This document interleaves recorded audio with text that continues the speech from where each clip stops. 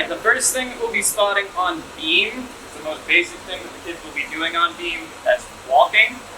Sounds super simple, but there are a few mistakes that coaches sometimes make. The biggest one is putting their arm out like this. The kid is walking like this with their arm out and they fall away from you, like this. A, you can't grab them and catch them, and B, if we're a higher beam, and they fell, they could hit their arm and injure themselves. So we use the same rule for spotting these we do for almost anything in gymnastics, which is go for the waist, center of gravity.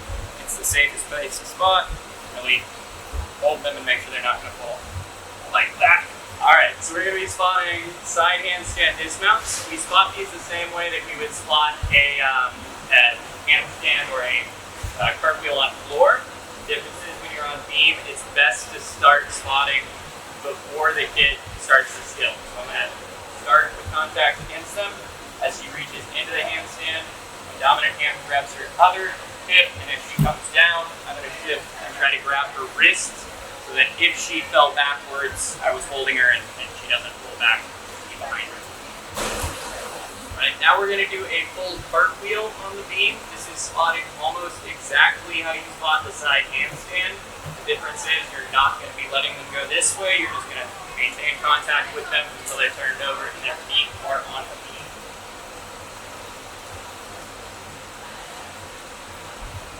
Even once she's standing, I'm going to make sure that she's stable just a second before she comes down. I'm going to move on to forward-facing handstands. The big difference in this one is they are not turning their hands into it like a cartwheel. They're going to start with their hands together, thumbs forward, and thumbs are going to go down forward on the beam.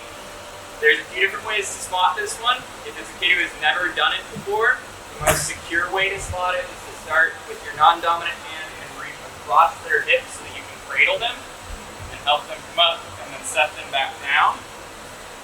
The difficult part about that spot is it makes it really hard for the kids to actually lever forwards.